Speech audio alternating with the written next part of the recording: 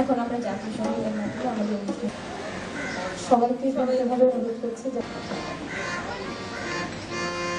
আমার সোনার বাংলা আমি তোমায় ভালোবাসি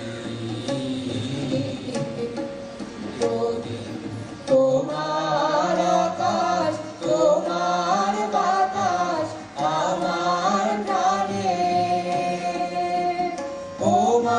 আমার প্রাণে বাজায় বাঁশি সোনার বাংলা আমি তোমায় ভালোবাসি ও মা ফাগুনে তোর আমের বনে গানে পাগল করে মরি হায় হায় রে ও মা ফাগুনে তোর আমের বনে গানে পাগল করে ও মা প্রাণে তোর ভরা খেতে কি দেখেছি আমি কি দেখেছি মধুর হাসি সোনার বাংলা আমি তোমায় ভালোবাসি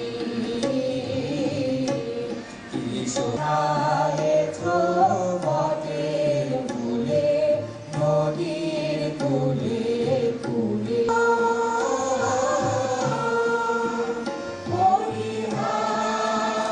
আমরা মুক্তিযুদ্ধের কিছু গান শুনবো।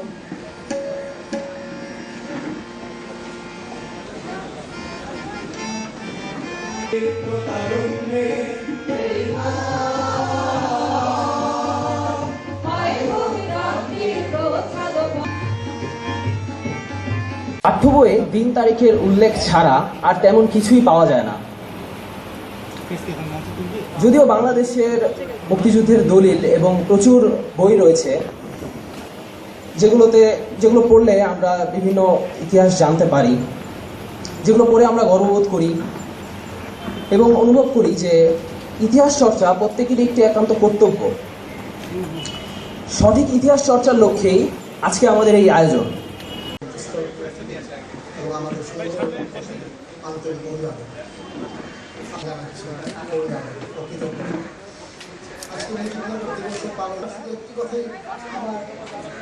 অতিথিদের বলবো, বিশেষত স্টিমাম মাননীয় প্রধানমন্ত্রী রাজনৈতিক উপদেষ্টা, যাকে আমি আমাকে অত্যন্ত স্নেহ করেন, আমি চাচা ডাকি রফিকুল্লাহ চৌধুরী, মাননীয় প্রধানমন্ত্রী জ্বালানি সমিতি বিষয় উপদেষ্টা সরকারে আছেন, আপনারা একটা উদ্যোগ নেবেন। আমি বলতে পারি অনির্বাণ ৭১ কেন এই অনুষ্ঠানটি আয়োজন করছে। তৌফিক এলাহি চৌধুরী বীর বিক্রম মঞ্চে উপবিষ্ট। তাজউদ্দিন সম্পর্কেও কতগুলো প্রচলিত ভ্রান্ত ধারণা ছিল, সেটা দূর করবার একটা ছোট্ট প্রয়াস নিয়েছিলাম। বলা হতো তিনি নাকি সোভিয়েত লিখেছিলাম, আমি একটু শোনাচ্ছি। তাজউদ্দিন আহমেদ কোশ্চেনকালেও ভারতপন্থী কিংবা সোভিয়েতপন্থী ছিলেন না। তার কর্মঠ আত্মপ্রচার বিমুখ কোনো বাঙালি নেতা বঙ্গবন্ধুর পরে ৭১ সালে ভারতীয় সীমান্ত রক্ষী বাহিনীর বিএসএফের আইজিকে তিনি বিভিন্ন তৎপরতায় সক্রিয় থাকতে দেখেছেন অত্যন্ত কাছ থেকে। তার সেই স্মৃতিকথা থেকে উদ্ধৃত করছি। মন্ত্রীরা যেদিন ঢাকা ফিরে যাবেন সেদিন বিএসএফের সর্বাধিনায়ক KF রুস্তমজি সাহেবের সঙ্গে সেই ভাই ও বোনেরা, আসসালামু আলাইকুম। ইতিহাস চর্চা আলোচনা করা কোথা থেকে শুরু করব, কোথায় শেষ করব, কতটুকু সময়, এগুলো নিয়ে নানা সম্পৃক্ত একটা চেষ্টা থাকে যতটুকু করেছি তার চেয়ে একটু বেশি বলার, কিন্তু পালন করতে হবে সার্বজনীনভাবে। কাদের নিয়ে পালন করব? ওই পাকিস্তানি ধারার মানুষ যারা এখনো বাংলাদেশের স্বাধীনতা চায় না, তাদেরকে নিয়ে যদি আমার সার্বজনীন কিছু করতে হয়, আমি সেটাতে বিশ্বাস করি না। আমার এই 17ই এপ্রিলকে কেন্দ্র করে যে সমাজ, যে রাষ্ট্র, যে বাংলাদেশ, যে স্বাধীনতা গড়ে উঠেছিল, যার প্রতিটি বিন্দু বিন্দুতে এই দেশের 7.5 কোটি মানুষের ঘাম জড়িয়ে আছে, রক্ত জড়িয়ে আছে, এবং যে রক্ত এই সবুজ মাটিকে লাল করে লাল সবুজের পতাকা উপহার দিয়েছে, সেটাতে যারা বিশ্বাস করে, তাদের বাইরে কাউকে নিয়ে আমি এই সার্বজনীন কথা বা এই সার্বজনীন কাজ করতে রাজি নেই। যদি তাতে আমার জীবন যায়, তাতেও আমার কোনো আপত্তি নেই। কারণ 1971 দেশের কালচার, আমার দেশের সংস্কৃতিতে যারা বিশ্বাস করে, তাদেরকে নিয়ে আমি ঐক্যবদ্ধ হব, আর কাউকে নয়। যারা আছে তাদেরকে এই দেশ থেকে বিতাড়িত করব। এই জন্য আমাদের আজকে শপথ নিতে হবে 17ই এপ্রিলের। এটাই ডাক, এটাই শপথ, এটাই আমি বিশ্বাস করি। আপনাদের সবাইকে ধন্যবাদ। আমিরুল ইসলাম, আজকে সবার বিশেষ অতিথি আমার মাননীয় প্রধানমন্ত্রীর রাজনৈতিক উপদেষ্টা হয়েছিল 7ই মার্চ, যখন বঙ্গবন্ধু ব্রিজ কোর্সের মর্যাদায় দাঁড়িয়ে সবাইকে বলেছিলেন, এবারের সংগ্রাম মুক্তির সংগ্রাম, এবারের সংগ্রাম স্বাধীনতার সংগ্রাম। যদি আপনারা সেই সময়কার প্রেক্ষাপট দেখতেন, জানতেন, বা আমরা যারা ছিলাম ওই সময় 7ই মার্চের ওই রেস কোর্সের ঘটনায়, সেই জনসমুদ্র যেখানে পাকিস্তান এয়ারফোর্স থেকে প্লেন আমাদের উপরে এই যে বিভিন্ন পর্যায় ছিল, 7ই মার্চের বা মার্চের আগে আমি মনে করি বাংলাদেশের মানুষের একটা রেনেসা ছিল। সে রেনেসার আমাদের রাজনৈতিক উন্মেষ হয়েছিল, কালচারাল উন্মেষ হয়েছিল, সাহিত্যের উন্মেষ হয়েছিল, শিল্পের উন্মেষ হয়েছিল, আমাদের জাতিসত্তার একটা প্রস্ফুটিত হয়েছিল, এবং আমরা সবাই আমি মনে করি এক বৃন্তে একটা ফুলের মতো আমরা ফুটতেছিলাম।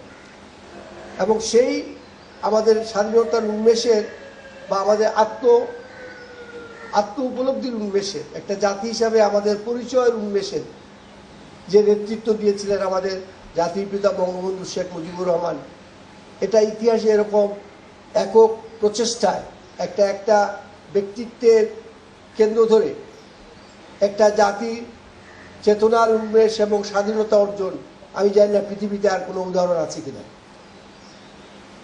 সেই সাথে 17 এপ্রিলে ওখানেও আমি সেখানকার মহকুমা প্রশাসক ছিলাম, এসডিও ছিলাম, আমি এবং বন্ধু মাহবুব মিলে আমরা সেই আয়োজনের সাথে জড়িত ছিলাম।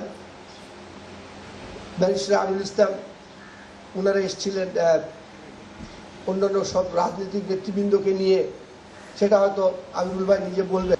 সুতরাং এটাও ইতিহাসে একটা বড়, যখন আমরা বেঁচে থাকবো না 100 বছর 200 বছর পরে, যখন এখানকার শিক্ষিত সমাজ ছেলেমেয়েরা যখন ইতিহাসকে রচনা করবে আরও বড় পার্সপেক্টিভ নিয়ে, তখন তারা দেখবে যে কত বড় একটা ঐতিহাসিক ঘটনা ছিল এটা।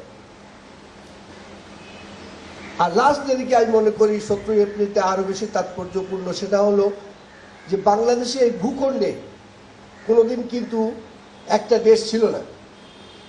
আপনারা যারা ইতিহাস পড়েন, আপনারা আমার চেয়ে ভালো জানেন, এই পুরো ভূখণ্ড নিয়ে কোনোদিন একটা দেশ ছিল না। এই প্রথম পৃথিবীর মানচিত্রে একটা দেশ প্রতিষ্ঠিত হলো, একটা সরকার প্রতিষ্ঠিত হলো, যেটা আমাদের ইতিহাসে প্রথম। সেই জন্য আমরা 1000 বছরের শ্রেষ্ঠ বাঙালি, সাথে সাথে আমরা বলবো 1000 বছরের প্রথম এই বাংলাদেশ, এই ভূখণ্ডকে নিয়ে যিনি সৃষ্টি করেছিলেন, যিনি আমাদের অনুপ্রেরণা ছিলেন, যিনি আমাদের শক্তি জুগিয়েছিলেন, সেই সরকারই 17 এপ্রিল মুজিবনগরে শপথ গ্রহণ করে। আবার আমিরুল ভাই নিশ্চয়ই বলবেন, আমি আর দু একটা কথা বলে, যেহেতু আমিও মনে করি এটা আলোচনায় অনেক সময় এসে যায়, বলে অস্থায়ী সরকার, গভর্নমেন্ট ইন এক্সাইল। এটা বাংলাদেশের মাটিতেই সরকার শপথ গ্রহণ করেছিল, এবং এই সরকার বাংলাদেশের প্রথম সরকার, প্রথম স্বাধীনতা পর্যন্ত। এবং আমাদের যে ডিক্লারেশন অফ ইন্ডিপেন্ডেন্স, যেটা সেদিন পাঠ করেছিলেন সৈয়দ ইউসুফ আলী এবং আমিনুল ভাই ওনারা মিলে এটা তৈরি করেছিলেন। আমি পরে, এখন তো সুবিধা হয়েছে, ইন্টারনেটে গেলে গুগল করলে সব কিছু পাওয়া যায়। আমি একসময় বসে পৃথিবীতে যত জায়গায় ডিক্লারেশন অফ ইন্ডিপেন্ডেন্স ছিল এগুলো পড়লাম। সবচেয়ে ভালোর মধ্যে আমেরিকান ডিক্লারেশন অফ ইন্ডিপেন্ডেন্স বলা সবচেয়ে ভালো, মানে আমাদেরটা ছাড়া। কিন্তু আমি মনে করি, to the credit of Aminul ভাই আর আদার্স, যে আমেরিকান ডিক্লারেশন অফ ইন্ডিপেন্ডেন্সের চেয়ে ওইটা উন্নত মানের, পৃথিবীতে সবচেয়ে উন্নত মানের স্বাধীনতার ঘোষণাপত্র হলো ডিক্লারেশন অফ ইন্ডিপেন্ডেন্স। তো অনেক গর্বের এই দিন 17 এপ্রিল, অনেক ঘটনার একটা পরিসমাপ্তির দিন। 17 এপ্রিল অনেক ইতিহাসের কন্ট্রাডিকশন দূর করার দিন। 17 এপ্রিল এটা নতুন অধ্যায় রচনা করার দিন। সুতরাং এটা শুধু বাংলাদেশকে নয়, উপমহাদেশে এই দিন এবং এই দিনের তাৎপর্য, এর পেছনে এবং সামনের ইতিহাস, এগুলো নিয়ে নিশ্চয়ই বিশ্লেষণ হবে। আমরা কজন বেঁচে আছি, আমরা এখানে এসে আপনাদের সামনে দুটো কথা বলতে পারলাম, এই জন্য আপনাদের সবাইকে ধন্যবাদ জানাই। আমি জানি আমাদের নতুন প্রজন্ম তাদের জ্ঞান বিজ্ঞান দিয়ে, তাদের অধ্যবসায় দিয়ে এই এই যেগুলো কথা বললাম আরও বেশি গবেষণা করে জাতির সামনে উপস্থাপন করবে, পৃথিবীর সামনে উপস্থাপন করবে। আরও অনেক নাটক, নভেল, চলচ্চিত্র রচিত হবে। আপনি তারা ভালো করে পড়ে ইতিহাসের উপর লেখাপড়া করবেন, গবেষণা করবেন, জাতির সামনে উপস্থাপন করবেন। এই প্রত্যাশা নিয়ে আপনাদের সবাইকে অশেষ ধন্যবাদ জানিয়ে আমার বক্তব্য শেষ করছি। জয় বাংলা, জয়। সভাপতি, স্বপ্নদ্রষ্টা বঙ্গবন্ধু শেখ মুজিবুর রহমান এই দিনে যারা যাত্রা শুরু করেছিলেন, ও সময় 17 এপ্রিলে নয়, আরও আগে 10 এপ্রিলে, তারা হলো যে বাংলাদেশের মুক্তিযুদ্ধ আমার মতে, এবং আরও অনেক বিশিষ্টজন যারা এগুলো নিয়ে বিশ্লেষণ করেছেন তাদের মতে আমি দেখেছি যে গত এই শতাব্দীতে, বিংশ এবং ঊনবিংশ শতাব্দীতে যতগুলো মুক্তিযুদ্ধ হয়েছে তার মধ্যে সার্থকতম জনযুদ্ধ হলো বাংলাদেশের মুক্তিযুদ্ধ। এমনভাবে, এইরকমভাবে, এত সুন্দর নেতৃত্ব দিয়ে এবং এত চমৎকারভাবে একটি জাতি, আপনারাই বলুন 1947 সনে আমরা কতজন নিজেদের বাঙালি বলে পরিচয় দিতে গর্ববোধ করতাম। আমাদের বাঙালি যে জাতিসত্তা, আমাদের যে ঐতিহ্য আছে, আমাদের দীর্ঘ ইতিহাস আছে, আমাদের ভিন্ন ভাষা, আমাদের যে বিভিন্নভাবে আমরা আমাদের চাল চলন, প্রত্যেকটি জিনিস নিয়ে যেগুলো নিয়ে একটি জাতি গঠন করা যায়, সে সবই এখানে ছিল, অথচ সেগুলো সম্পর্কে আমরা সচেতন ছিলাম না। এই কাজটি আমাদের মধ্যে যে বপন করলেন যিনি, জাতিসত্তা, বাঙালি জাতিসত্তা, সেটি আর কেউ নন, জাতির পিতা বঙ্গবন্ধু শেখ মুজিবুর রহমান। তিনি আমাদের প্রথম থেকে আস্তে আস্তে করে বুঝালেন যে তোমরা ভিন্ন, তোমরা পশ্চিমাদের থেকে সম্পূর্ণ ভিন্ন, অন্যান্যদের থেকে ভিন্ন, তোমাদের একটি সত্তা আছে, তোমাদের চমৎকার ভাষা এবং সব কিছু নিয়ে গৌরব বোধ করতে পারি। এই গৌরববোধ এবং জাতিসত্তা সম্পর্কে আমাদের যখন নিজেরা সচেতন হলাম, তখন তিনি ভাবলেন যে তাহলে এখন সময় হয়েছে, তাহলে এরা নিশ্চয়ই স্বাধীনতা চাইবে। তার থেকে এলো তখন যে স্বাধীনতা, যখনই জাতিসত্তা সম্পর্কে কেউ কোনো জাতি সচেতন হয়, তখনই তার মনে স্বাধীনতার চেতনা আসে। স্বাধীনতার চেতনা, তাহলে তো আমরা তো ভিন্ন জাতি, আমাদের ভিন্ন ভূখণ্ড আছে, আমাদের ভিন্ন ইতিহাস আছে, আমাদের ভিন্ন ঐতিহ্য আছে, আমরা কেন স্বাধীন হব না? এই যে স্বাধীনতার কথাটি তখনই বঙ্গবন্ধু আমাদের মধ্যে আস্তে আস্তে তুলে ধরলেন, এবং সেই নিয়েই ক্রমাগত দীর্ঘ 23 বছর সংগ্রাম করে, তার মধ্যে 13টি বছর কারা অভ্যন্তরে থেকে কতভাবে নির্যাতিত হয়েছেন, সব কিছু সেরে তিনি, আমাদের অ্যাসোসিয়েশন থেকে নির্দেশ এসছে যে আমরা বঙ্গবন্ধুর নির্দেশিত পথেই চলবো, পাকিস্তানি সরকারের কথা মানব না।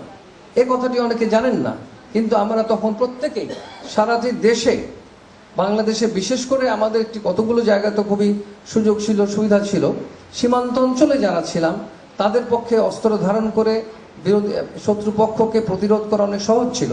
কিন্তু বাংলাদেশের প্রত্যেকটি জেলায় বলেছেন, যে কারণে 7ই মার্চের ভাষণটি আমাদের সর্বত্র মুক্তিযুদ্ধের সময় প্রত্যেকটি জায়গায়, মুক্তিযুদ্ধের সময় আমরা সবাই অনুভব করেছি, নিশ্চয়ই তৌফিক এখানে আছেন, অন্যান্য যারা আছেন তারা বলবেন, মুক্তিযোদ্ধারাও বলবেন, সবাই অনুভব করেছি যে বঙ্গবন্ধু রাষ্ট্রের তিনি বাংলাদেশের গণপ্রজাতন্ত্রী বাংলাদেশ রাষ্ট্রের স্বাধীন সার্বভৌম রাষ্ট্রের রাষ্ট্রপতি, কিন্তু তিনি আমাদের মাঝে নেই এটি আমরা কখনো অনুভব করিনি।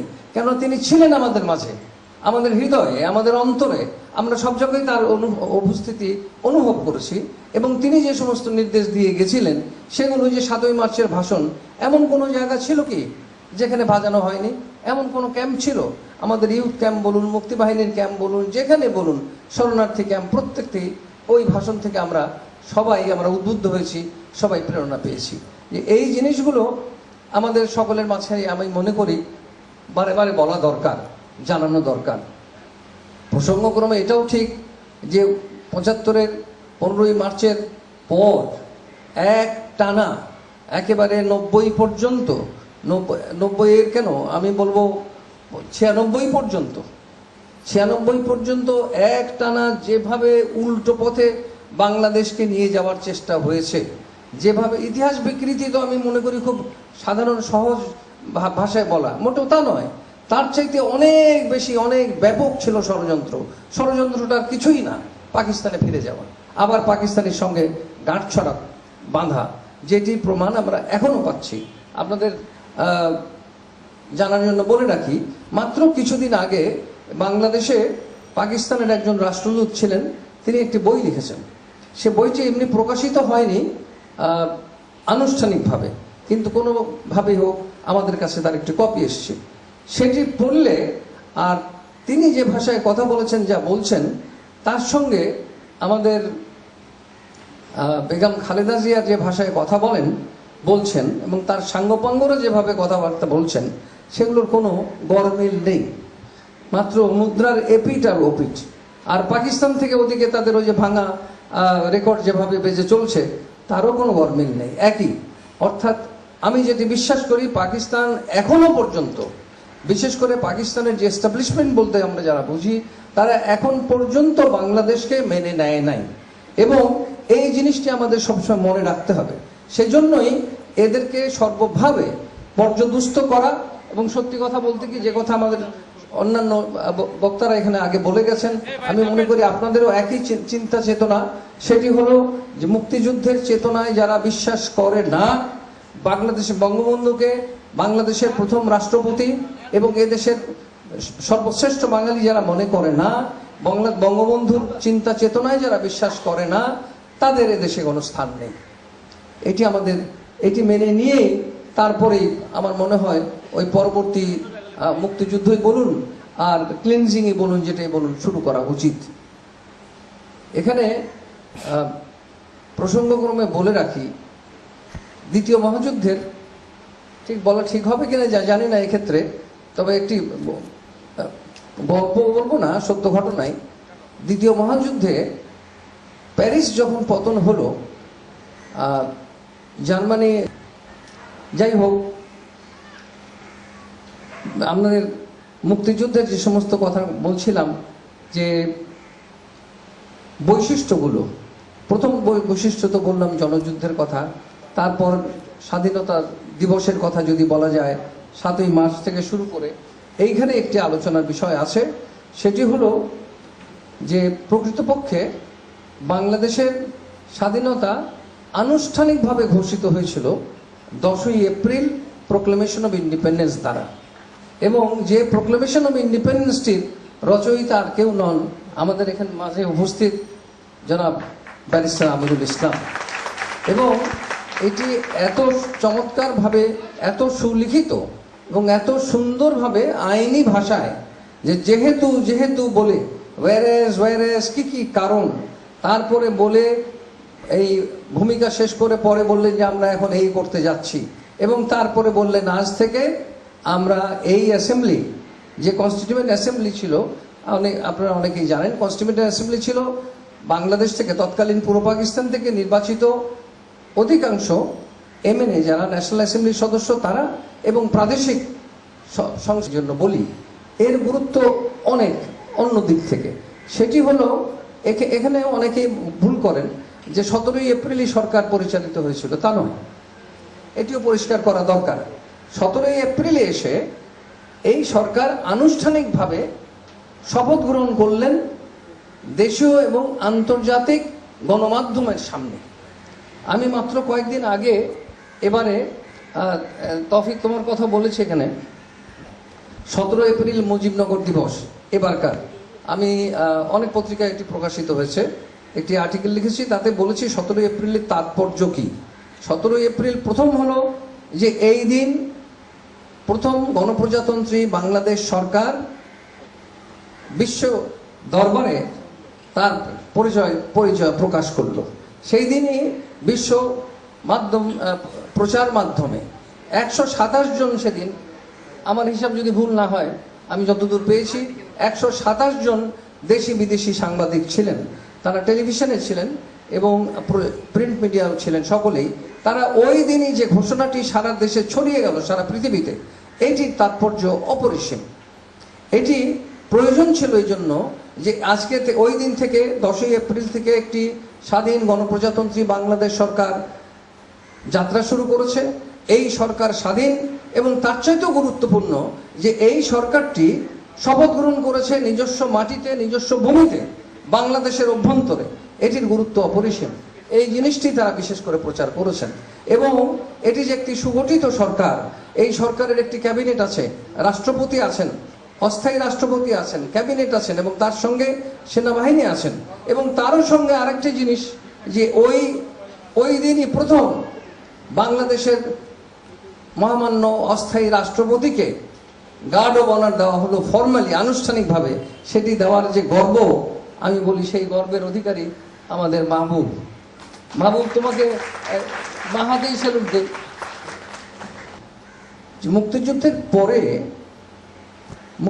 প্রত্যেক মুক্তিযুদ্ধের একটি বৈশিষ্ট্য, যেটি আমি আগে বলতে চেয়েছিলাম ভুলে গেছি, প্রত্যেকটি মুক্তিযুদ্ধেই কিছু দেশদ্রোহী থাকে, কুলাঙ্গার থাকে। দ্বিতীয় মহাযুদ্ধের যতগুলো দেশ দেখবেন সবগুলোই, জাস্টিস শামসুদ্দিন তো নিশ্চয়ই ভালো করেই জানেন, আমিরুল ইসলাম সাহেবও জানেন, ওই সময় একটি শব্দ উচ্চারিত হতো, বিশ্বাসঘাতক যারা তাদেরকে বলা হতো কুইসলিংস। কুইসলিং ছিল নরওয়ের প্রধানমন্ত্রী, আপনার জার্মান বাহিনী তাকে তাদের পাপেট প্রধানমন্ত্রী নিয়োগ করেছিল। ওই থেকে ওই নামটি এতই ঘৃণিতভাবে সারা ইউরোপে উচ্চারিত হতো যে বাংলাদেশে অবশ্যই কুইসলিং চেয়েছে এরা অনেক বেশি খারাপ, এরা তো জঘন্য নরপশু, এদের তো আর মানুষ বলা যাবে না, কুইসলিংও বলা যাবে না, নরপশু। বাংলাদেশের স্বাধীনতা যুদ্ধের এটিও একটি মস্ত বড় একটি পরিচয় যে এই জনযুদ্ধ সত্ত্বেও, যে জনযুদ্ধে আপামর জনগণ সকলেই, ছোট বড়, শিক্ষিত অশিক্ষিত, ছাত্র জনতা, কে না অংশগ্রহণ করেছে।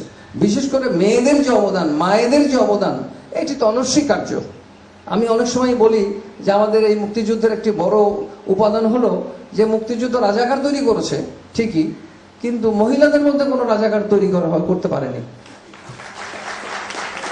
আপনার এই যে বৈশিষ্ট্যগুলো, এগুলো মনে রাখার মতো।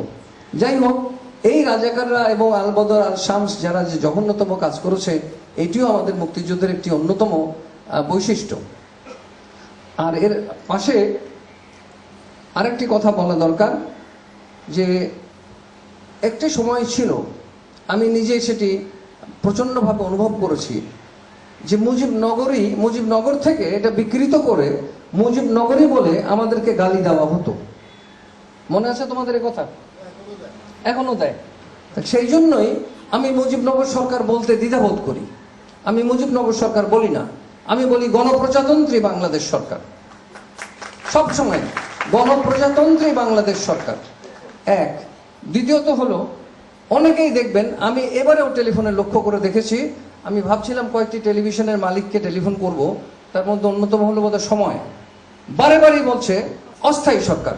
কিসের অস্থায়ী সরকার? এইটি তো সত্যি প্রথম গণপ্রজাতন্ত্রী বাংলাদেশ সরকার, অস্থায়ী তো নয়, ওইটাই চিরস্থায়ী, সেই সরকারই তো এখন চলছে। এই সরকার, এই যে সরকার যেদিন প্রতিষ্ঠিত হলো, ওই সরকার একটানা একেবারে 16ই ডিসেম্বর পর্যন্ত, যেদিন ওরা করলো, পাকিস্তানিরা যেদিন আত্মসমর্পণ করলো, সেদিনের পরের থেকে 10ই জানুয়ারি 1972 পর্যন্ত, যেদিন বঙ্গবন্ধু ফিরে এলেন, বঙ্গবন্ধু ফিরে আসার পর 11ই জানুয়ারিতে বঙ্গবন্ধু প্রথম মন্ত্রী পরিষদে যোগদান করলেন।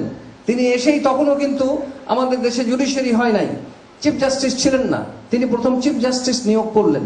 চিফ জাস্টিসের কাছে তিনি রাষ্ট্রপতি হিসেবে শপথ নিলেন। শপথ নেওয়ার পরেই তিনি ঘোষণা দিলেন যে উনি রাষ্ট্রপতি পদ থেকে পদত্যাগ করবেন।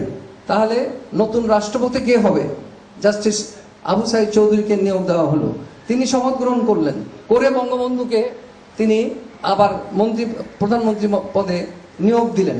তখন নতুন সরকার গঠন হলো।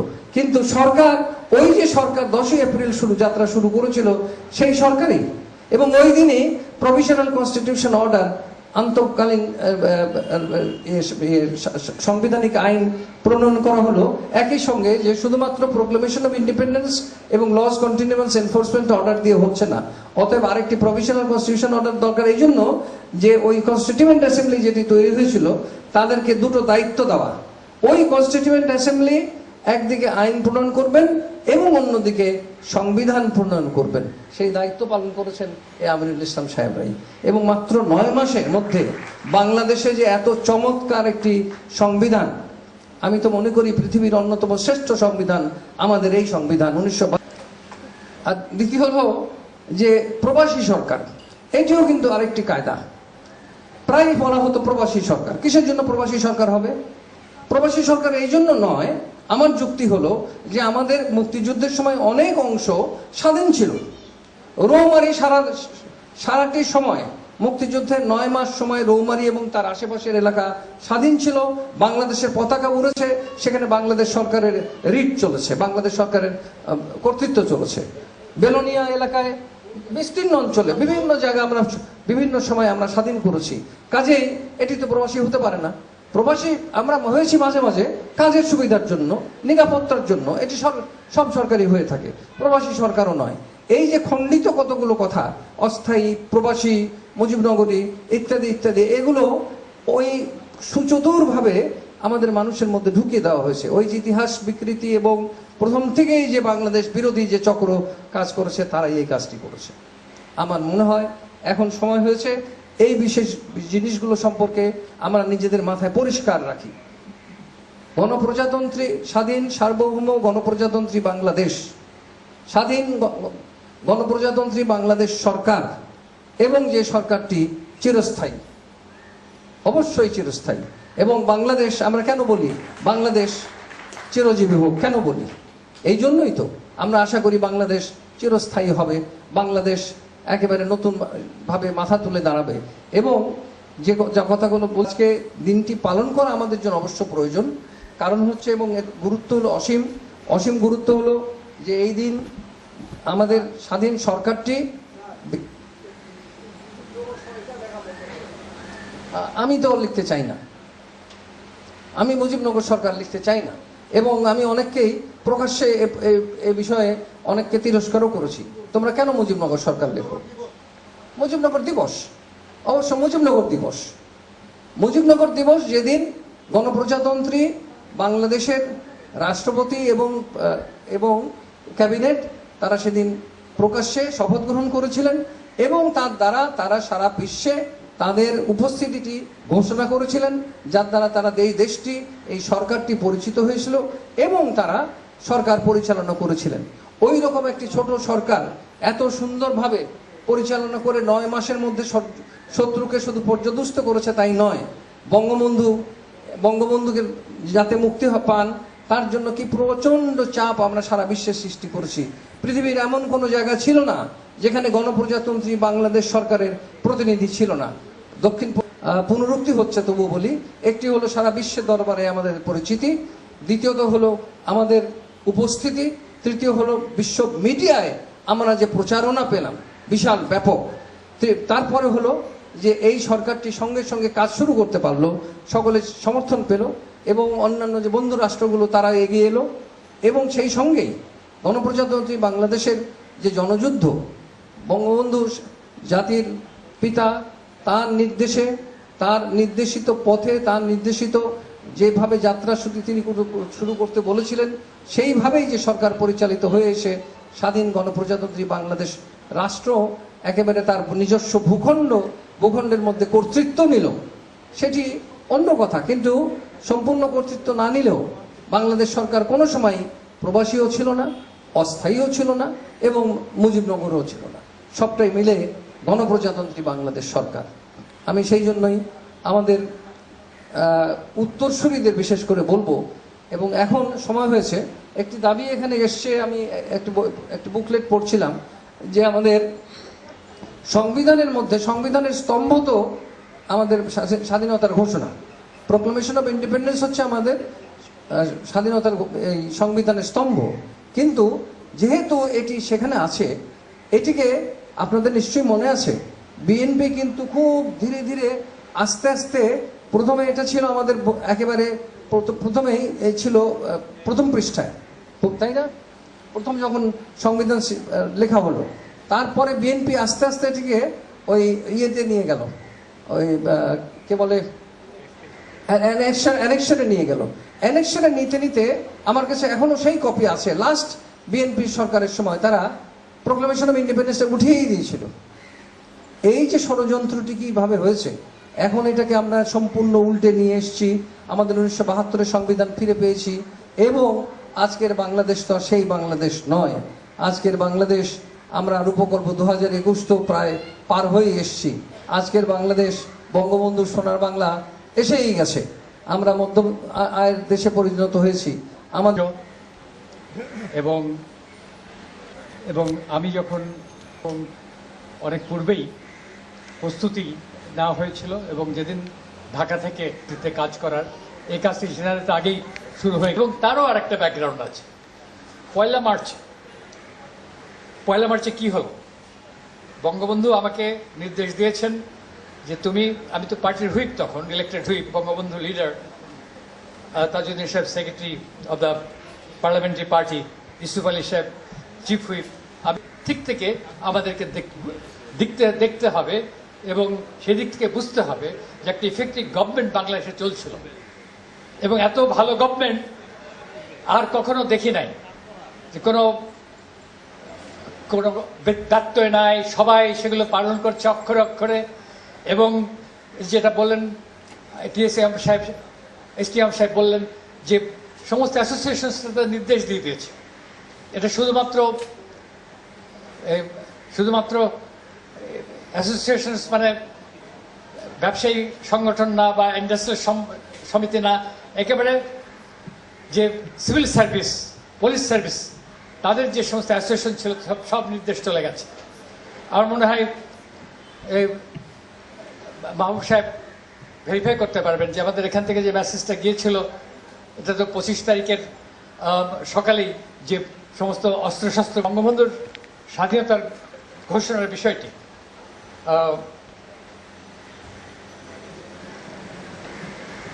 এই যে আমাকে একটা পাবলিকেশন দিল খয়ের, আবুল খয়ের আছেন না?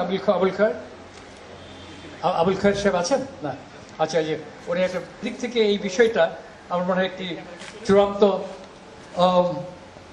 চূড়ান্ত